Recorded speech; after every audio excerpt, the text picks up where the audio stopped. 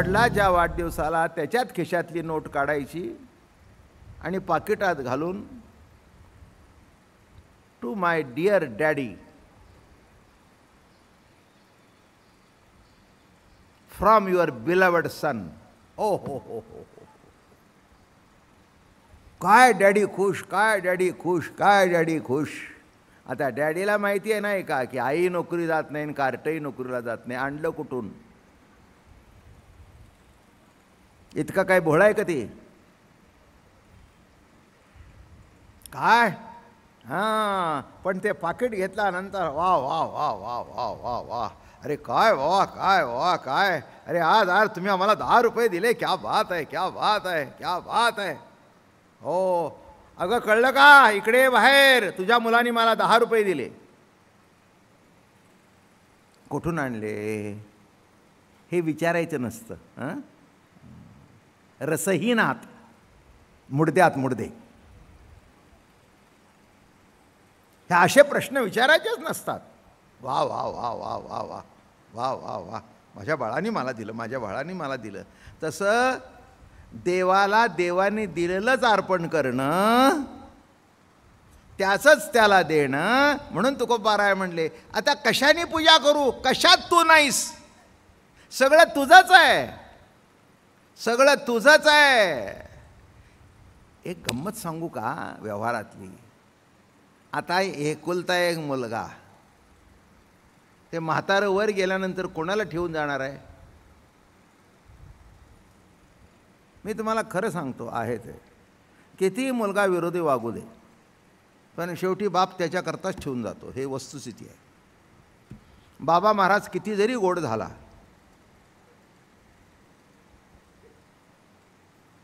तरी त्याला अख्ख्या चातुर्मासात एक पेढासुद्धा आणणार नाही.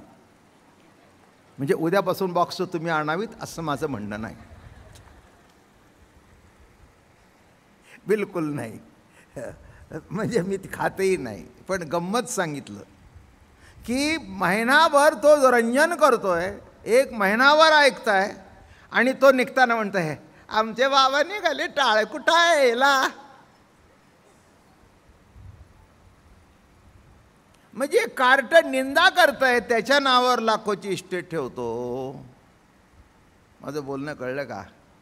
आता हे जर मुलाला कळलं की हे आपल्यालाच येणार आहे, ते आपलंच आहे, आणि ते जाणून जर त्याला मागितलं तर काय आनंद आहे, काय आनंद आहे, काय आनंद आहे. तसं हे प्रभूचंच आहे, प्रभूने दिलेलंच आहे, पण त्यांनी दिलेलंच त्याला द्यायचं आहे. हे जर कळलं तर देवाला इतका आनंद वाटतो, इतका आनंद वाटतो. वा वा वा वा, माझा बाबा किती छान आहे, माझा बाबा किती छान आहे, किती गोड, किती गोड. हां बघा, ज्ञानोबारायांनी ओवी लिहिली आहे, बाळक बापाच्या ताटी रिगे आणि बापा ते जीव लागे, की तो संतोषले निवये मुखेची ओढवी. काय सुंदर ओवी आहे, तुमच्या सगळ्याच्या अनुभवाची आहे. बाळक बापाच्या ताटी रिगे, बापाच्या मांडीवर जाऊन पोर बसतं, बापाच्या ताटात बसतं. बरं का, एरवी त्याला कोणी ताताला असं बायकोने सुद्धा हात लावलेला खपत नाही. हात पुसलवतेस की नाही? आणि ते असं शेंबडाचं असं करतं आणि पुन्हा त्याच्या शर्टाला लावून पुन्हा तेच हात घालतं त्याच्यात. आणि नुसतं घालत नाही, आ करा बाबा, आ. काय आनंद, काय आनंद, काय बघितलं का? तुला कधी भरवलंय का? भरवू द्या तुम्हालाच. काय कशी ओवी लिहिली आहे बघा, बाळक बापाच्या ताटी रिगे, बापा ते जेऊ लागे, की तो संतोषली निवेगी मुखेची ओढवी. त्याचा हात जसा असेल तसा असं तोंड करतं. ते पोर लहरीत असलं तर ठीक ना, ते एक देत ठेवून. अरे असं बाबाला मालायचे नाही, हे कोण सांगतो? आई म्हणते हां घे मारून. हां बाळा माझं काम तू कर. हां काय शिकवतेस? अहो मी कशाला शिकवायला पाहिजे, ते आपोआपच करतंय, ते आपोआपच करते, मी कशाला शिकवायला. पण त्यांनी मारलं म्हणून कौतुक होतं, कळलं का? तसं त्याचंच मोल आहे, हात त्याचाच आहे. मूल त्याचंच आहे, ताट त्याचंच आहे, जेवणारा तो आहे. आणि मुलाचं मुख म्हणजे मुलाचं मुख नाही, मुलाचं मुख नाही, ते माझंच मुख आहे, पण द्वैत रूपाने. त्यामुळे त्याचा आनंद विशेष आहे, त्याचा आनंद विशेष आहे. म्हणून नीट लक्षात ठेवा की तो विषय सेवन करत असताना तिथे विषय राहतच नाही. जितका जितका भेद होईल तितका तितकं दर्शन अनेक रूपाने दर्शन. अनंत रूपे अनंत वेशे देखील म्या तयासी. काय म्हणतात ज्ञानोबा बघा, असंच म्हणतात. अनंत रूपे अनंत वेशे देखिले म्या तयासी. बापर खुमा देवर खुण बाणली ऐसी. देखिला देखिला माय देवाचा देव. काय म्हणतायत? अनंत रूपाने अनंत वेशाने कुणा बघितला? तुलाच बघितला. मग अनंत रूपाने बघितल्यानंतर आनंद काही निराळाच आहे. एवम आत्मविदासी जान कायसे क्रिया उगे पण स्वभावे समचरण ते चिनिके. जिकडे पाहावं तिकडे समचरण आहेत. अहो येथे आपुल्या ठाई दुजे देखलाची नाही, असो क्रियाप्रवाही काय उगाचे असे. आपल्या ठिकाणी दुसरं दुजं बघितलंच नाही. काय म्हटलं मी? निराळं दुसरं काही बघितलंच नाही. एकच ईश्वरी सत्ता भिन्न रूपाने प्रकट होत आहे. आता नावेक भासाची उजरी ते तेथील असे लहरी ती आपुल्या कुसरी भलती उसे. महाराज म्हणाले, अहो चिन्मात्र चिराओ घालोनी निशाणा घाओ लाहोनी साओ विहाले रिगे. अथवा महाराज शेवटी सिद्धांत करतात, परी ठसा पडला होता तो नावेग दिसे जैसा तो आत्मविद सहसा. कशाचं रूप आहे तुमच्यावर? कशाचा ठसा आहे? कुणाचा ठसा आहे? आत्मसत्तेचा ठसा आहे, म्हणून जिवंतपणा आहे. तुमचा जिवंतपणा आत्मसत्तेचा ठसा उमटला हे दाखवतं. काय उमटलाय? काय उमटलाय? तुमचा जिवंतपणातून आत्मसत्तेचा ठसा उमटला हे दाखवतो. म्हणून महाराज म्हणाले, तो विषयाचेही स्वभावे न संडी किंवा आत्मचवी मूळ ग्रंथीची ओवी ऐसीच ऐका. माझं बोलणं कळलं का? कळेल हळूहळू ऐकता ऐकता. या पदाला पोचल्यानंतर विषय तो त्यांचा झाला नारायण. विषय तो त्यांचा झाला नारायण. आता काय टाकायचं?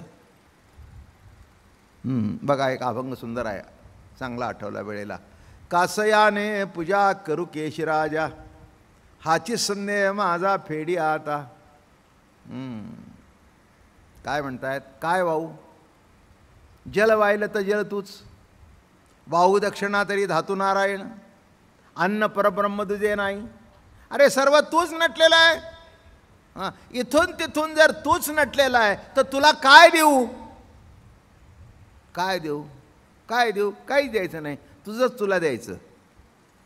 प्रवचनावरून जाताना उशीर होईल, नवरा रागवायला नको म्हणून बायका अगोदर 3 वाजता उठून स्वयंपाक करून अगदी भांडी लावून कुकरमध्ये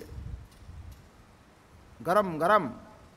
पुन्हा त्यांनी ओरडायला नको आणि प्रवचनाला मध्ये आणायला नको. आता आले असतील तुमचे बाबा महाराज. असे अनेक घरामध्ये सूर निघतात. किंवा काही बायका जर विकृत असतील तर त्यांचा सूर निघतो. आता काय,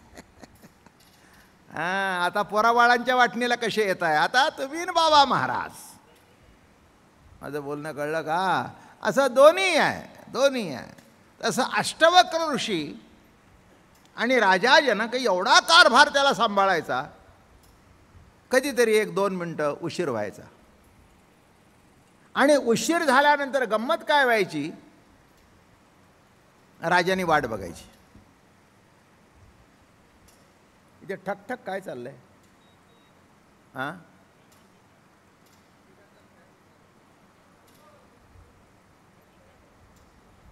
तर बंद तरी करून टाका. मग उगीच काहीतरी पडलं बिडलं म्हणजे पुन्हा आणखीन गडबड नको. बंद करून टाका तो फॅन.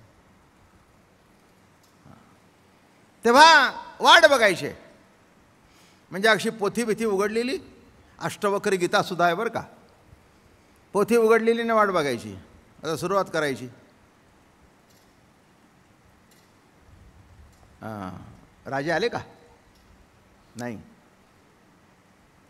राजे आले का? नाही. ओ शास्त्री, ओ ब्रह्मानंद, ओ सुखानंद, ओ परमानंद, ओ केशवानंद. बघा बघा बघा, 700 बायका अडकलेल्या राजाची वाट बघतोय आणि आम्ही मगासपासून बसलो. ते काय मूर्ख म्हणून बसलो काय? त्याची वाट बघण्याची गरजच काय? हो, आता राजा विष्णूचा अवतार आहे आणि जनक हा काही साधा 5 वर्षाचा राजा नव्हता. सध्या 5 वर्षाचे राजे आहेत, नाही का? राज्य किती वर्षाचं? 5 वर्षाचं. आधीच जर इकडचे तिकडे गेले तर गडबड होते. तो अखंड राजा होता, परंपरा चालत होती. बरं, साधा राजा नव्हता, रामचंद्र प्रभूचा सासरा होता, बरं का? आता एवढं मोठं व्यक्तिमत्व, आता अष्टवक्रांनी वाढ. बर, तो अज्ञानी नव्हता, शुकदेवाचा गुरु होता असं सांगतात. सगळं ब्रह्मवेत्यांची कसोटी म्हणजे राजा जनक होता. राजाचं खाऊन, त्याने दिलेल्या जागेमध्ये राहून, सकाळ संध्याकाळ पक्वान्न हाणून, बरं का, काही कमी असलं तर 2 हातांनी शंख करून पुन्हा त्याच्यावर आक्षेपरूप पत्र लिहिलं की आपण राजा आहात, चक्रवर्ती राजा आहात. एका संसारामध्ये ह्याना लिहिलं ऋषीला, ऋषीवर्य, एवढा मोठा राजा असेल पण संसारामध्ये अडकलेल्या माणसाची तुम्ही वाट पाहता, हा आमच्यावर अन्याय आहे. आम्ही वेळेच्या अगोदर 5 मिनिटं बसतो, एवढे त्याची वाट बघायची गरज काय? कैवल्याही चढावा करीत विषय सेवा, झाला भृत्य बुज्जू कालवा भक्तीचे घरी. ज्ञानीपुरुषाचे विशेष सेवन अभेदातील असतात म्हणून मोक्षावर ताण, मोक्षावर ताण आहे. अभेद अवस्थेमध्ये सुद्धा तो विषयाचं सेवन करत असतो, मुक्त न होता सेवन करत असतो. हे सुद्धा कैवल्यावर ताण आहे, कैवल्यावर चढावा आहे. सगळेजण मोक्षाच्या मागे लागतात. ज्ञानोबाराय म्हणले ही ज्ञानोत्तर प्रेम लक्षणा भक्ती हा मोक्षाचा वर चढावा आहे. मोक्षात करीत विषय सेवा. काय म्हणतात? अभेद भक्तीच्या घरात देव भक्त यांचे ऐक्य होते म्हणजे भज्य भजक स्वामी सेवक इथे निराळे राहत नाहीत. भज्य आणि भजक दोन्ही एकच. भज्य आणि भजक कोण आहे? म्हणून विषय परिच्छिन्न राहिलेला नाही. माझं बोलणं कळलं का? विषय परिच्छिन्न असेल तर तो त्रासदायक आहे. इथे विषय परिच्छिन्न नाही, त्या विषयाच्या रूपाने तो आपलाच आनंद भोगत असतो. विषयाचे निरूपे तो इंद्रियावरी जरी लोळे तरी इंद्रियाचे निविटाळे न मळे बोध उदयाचा. काय म्हणतात? अरे किती जरी विषयामध्ये आला तरी विषयाचा मळ त्याला लागत नाही. किती गोड सांगतात बघा. विषयाचा मळ त्याला लागत नाही. काही काही वस्तू अशा असतात, आता पाण्यामध्ये काही गोष्टी टाकल्या ना तर ते बाहेर काढलं तर त्याला ते पाणी आकर्षण करून घेत नाही. काच टाकली नाही नाही बरं का, कपडा टाकला शोषून घेतं, पण काच टाकली नाही घेत शोषून. काय तसं हा विषय सेवन करत असताना सुद्धा तो विषयामध्ये यत्किंचित सुद्धा अडकलेला नाही. कैवल्याही चढावा करीत विषय सेवा, झाला तो भलतैसा भलत्या वेळे भोगी आत्मसुखाचे सोळे, विषय सवन न मळे प्रतीती दयाची. भलत्या वेळेला भलता विषय जरी त्यांनी भोगला तरी त्या विषयामध्ये कुठेही तो अडकलेला नाही, कुठेही अडकलेला नाही. एक दृष्टांत सांगतो. जनक राजा 700 बायका होत्या. गोड आहे की नाही? 700 बायका जनक राजाला होत्या. पण आश्चर्य गंमत सांगू का त्यातली मजा? परवा मागच्या आठवड्यात सांगितलंय. त्याचा शिष्य कोण झाला? जनक. गुरु कोण झाला? जनक. शुकदेवजी शिष्य झाले. गुरु कोण? एक दुसरी गोष्ट सांगतो. अष्टवक्र ऋषी आणि जनकराजाच्या दरबारमध्ये आणि प्रवचन करत होते. आता अष्टवक्र म्हणजे 8 ठिकाणी वाकडा होता. त्याचं कारण असं होतं, आईच्या पोटात असताना बाप काहीतरी स्तोत्र म्हणत होता.